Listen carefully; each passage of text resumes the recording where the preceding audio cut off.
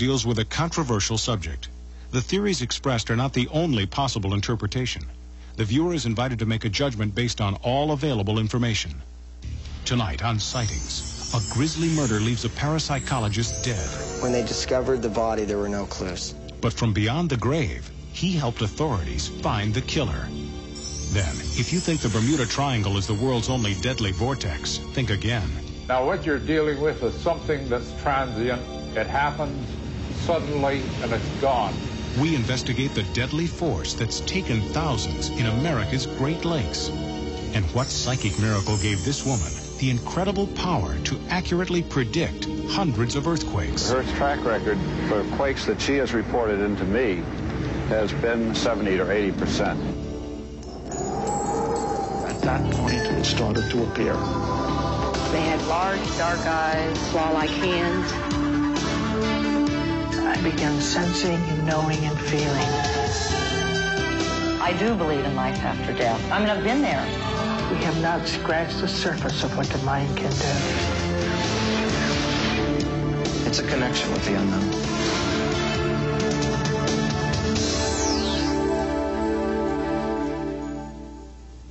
In 1990, psychic Scott Rogo had a horrifying premonition. He saw a man being murdered.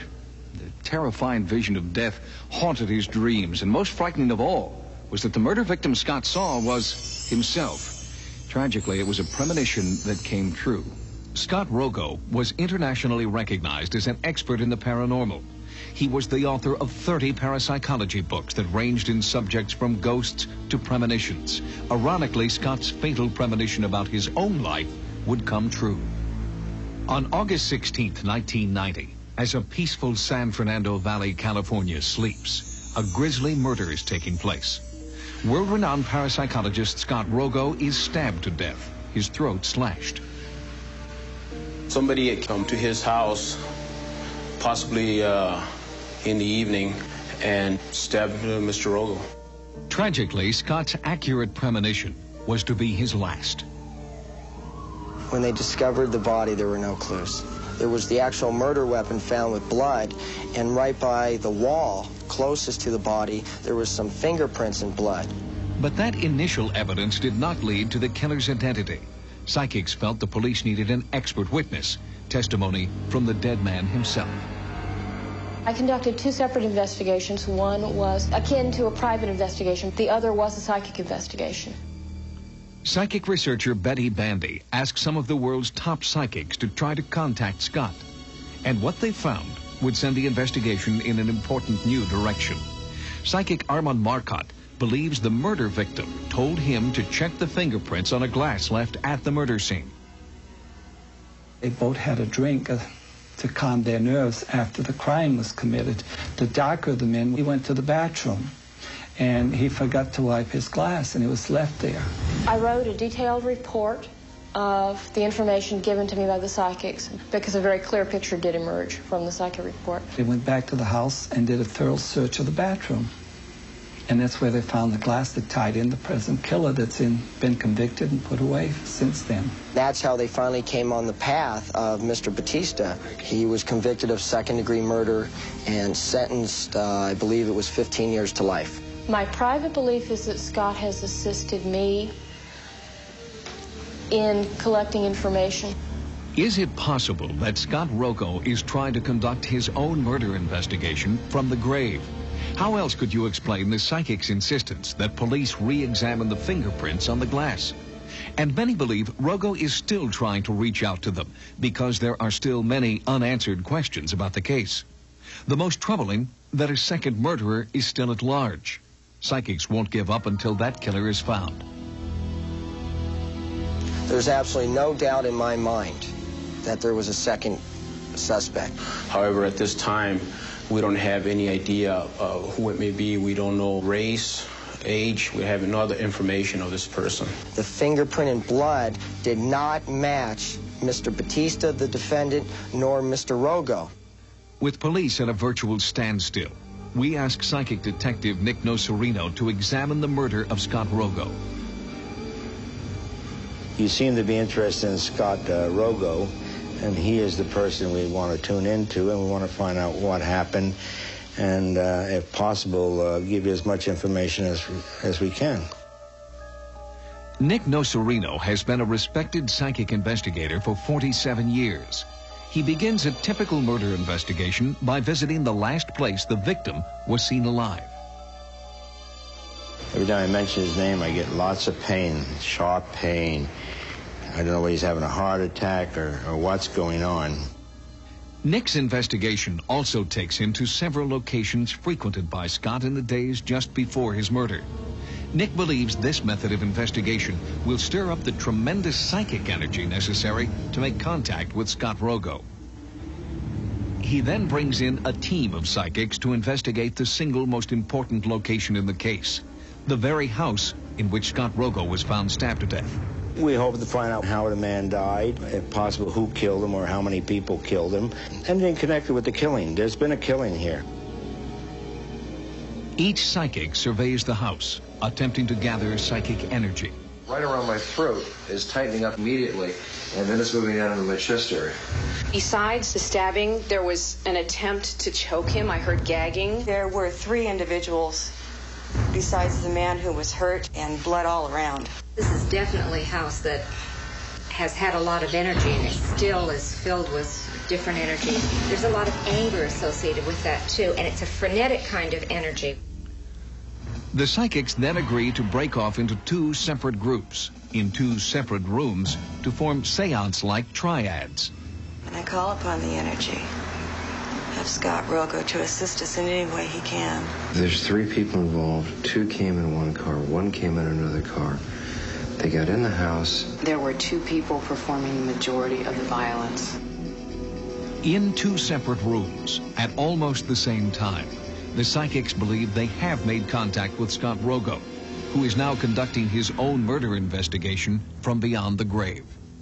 Their intent when they entered this home was not to kill him. He's screaming. I can't hear what he's screaming, but I can hear him screaming. Things just got out of hand. One of them short. 5'6", 5'7", overweight. Kind of long, wavy, black hair, maybe a little balding on the top. He may be the one who has the tattoo on his arm. Scar. It's a mark on his face. Right below his eye. Tiny little mustache. See a car parked. Bandana on the head, not a hairnet. VWY. Bushy eyebrows.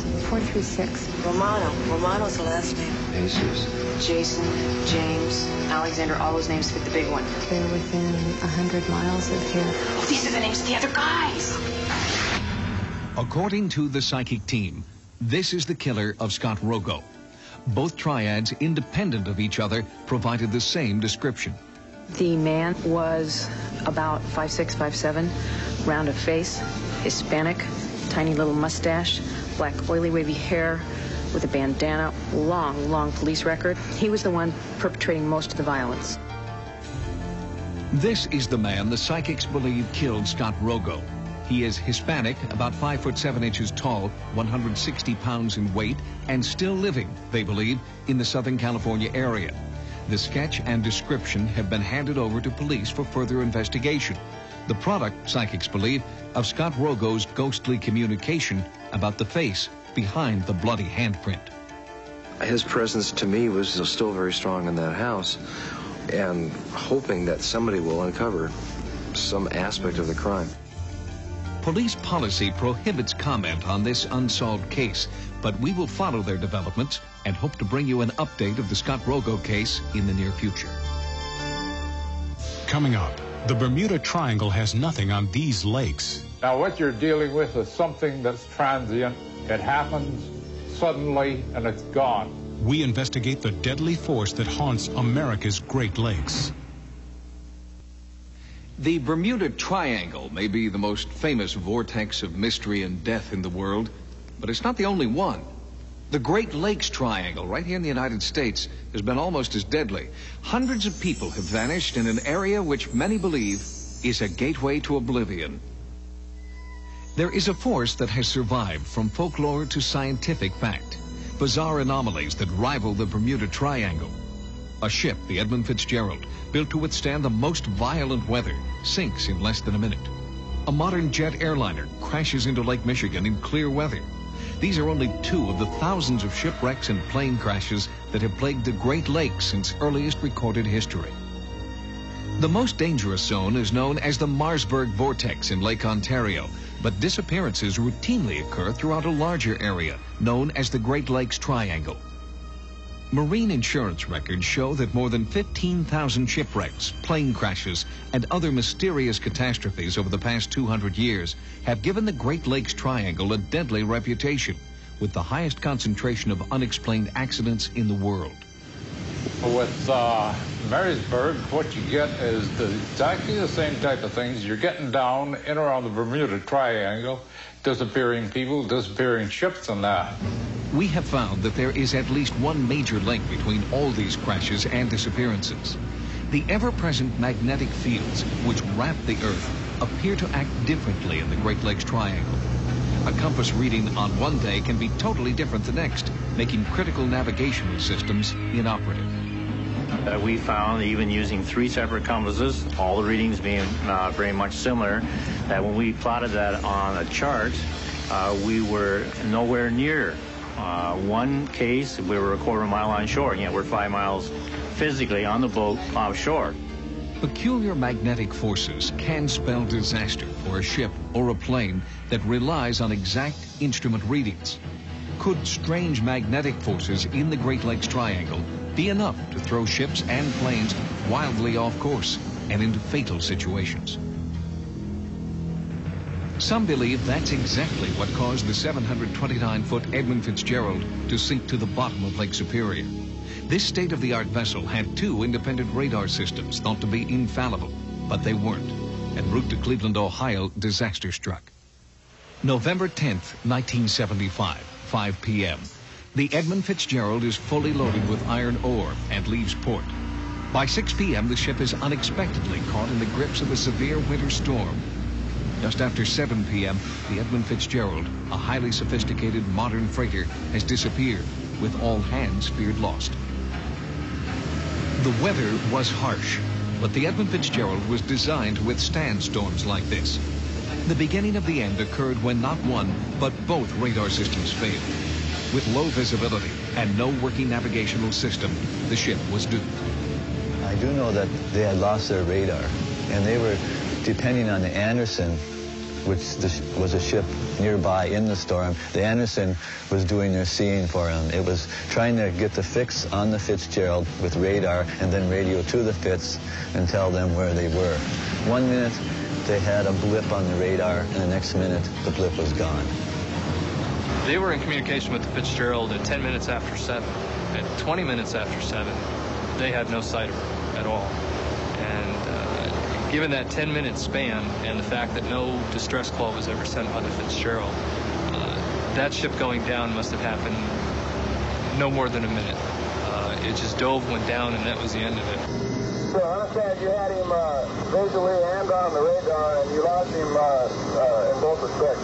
No, I didn't have him visually. I had him on the radar. He was exactly 10 miles ahead of us. I asked him how he was making out with his problem. He said he lost those vents and he had a lift, and he said he was holding his own. I lost contact after that. In less than 1 minute, the enormous ship had disappeared. All hands on board died. It was a tragic testimony to the power of a deadly force still feared by all who dare venture there. I think in a lot of people's mind, there is something missing. There's one little fact or something that went wrong or something that happened that maybe we'll never know about. Something mysterious, something unexplained.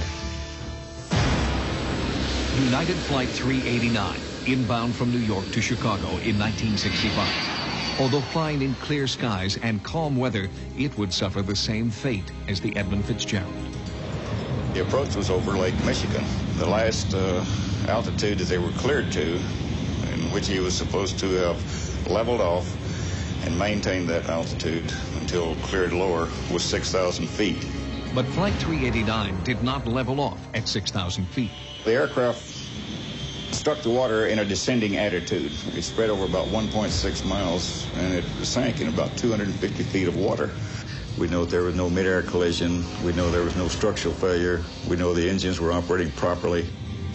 Everything appeared to be normal up until the aircraft disappeared.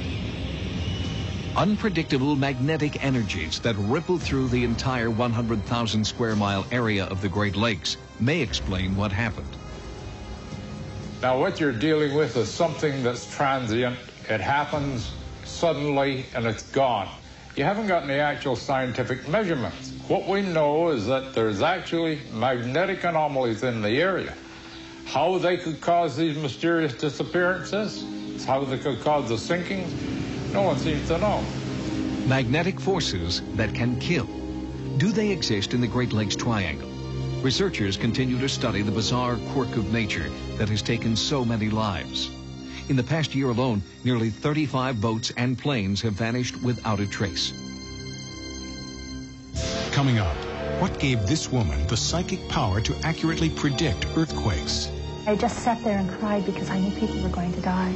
And I spent the next 6 hours on the telephone trying to warn people that a major quake was going to hit Mexico. People who have been near death report many kinds of paranormal experience. After a miraculous recovery, a very special few claim to have new, unexplainable psychic powers. Powers they believe were bestowed upon them through a controversial phenomenon known as soul exchange. The soul that is in the body leaves. Another totally different soul comes in. The idea of an exchange was explained to her. If she really wanted to die, that would be fine, but why should she die? Because it was a perfectly good body. A total of 13 separate sounds that I hear all the time. When the sound changed, an earthquake would happen within 72 hours. I think they are tuning into another dimension of experience that is normally closed off to us. The concept is known as soul exchange, or as the walk-in phenomenon. In a soul exchange, one soul leaves the physical body and a new soul walks in.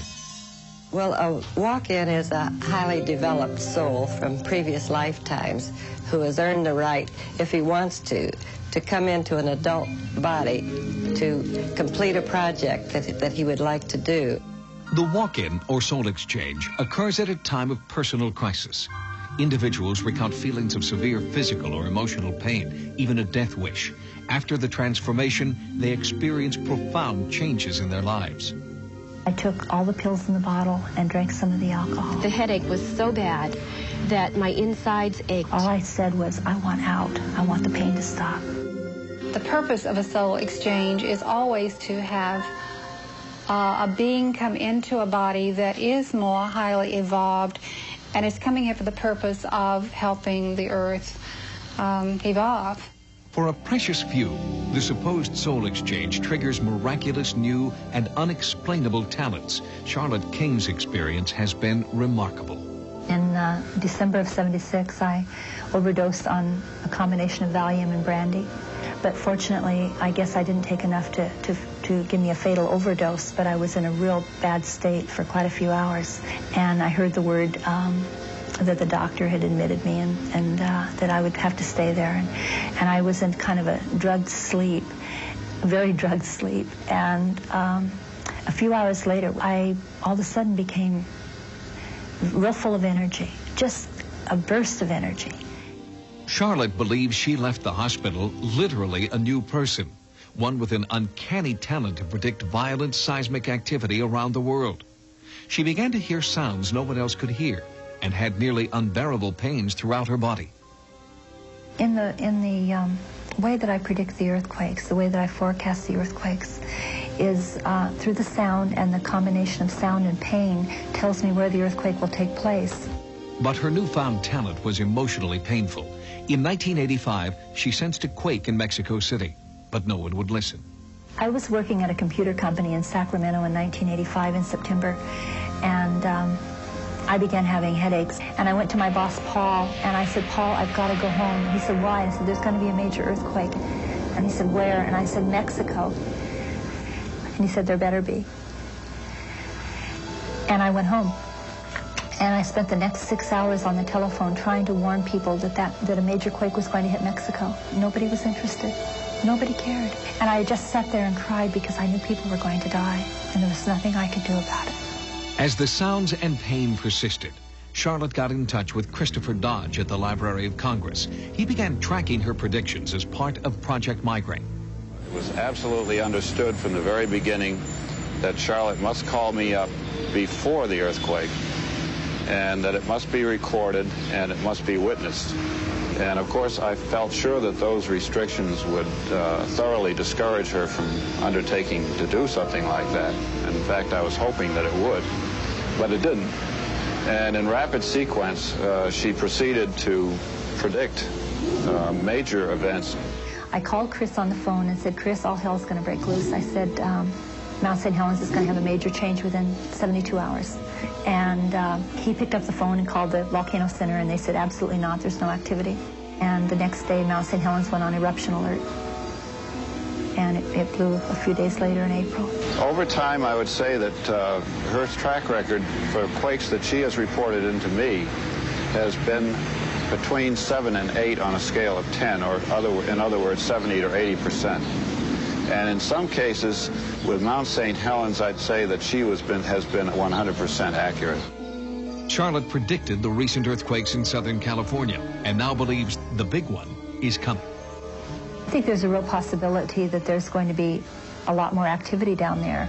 There's just a whole different feeling to this series of earthquakes, both in Northern and Southern California, that have been occurring since April the 23rd. Charlotte believes her amazing predictions are due to a soul exchange. Skeptics doubt that soul exchange exists, but Charlotte's 70% accuracy rate is testimony to the transformation in her life. Thanks for joining us. For Sightings, I'm Tim White. Good night. On the next Sightings, has science learned how to beat death with the latest technology in cryogenics? And would you be willing to be frozen to death to extend your life? Plus, an entire town that claims to be reincarnated. All on the next Sightings. Tomorrow on the season premiere of Code 3, be there when a daredevil stunt turns to tragedy and a bungee jumper's cord snaps right before your eyes. Code 3 tomorrow after the season premiere of Cops.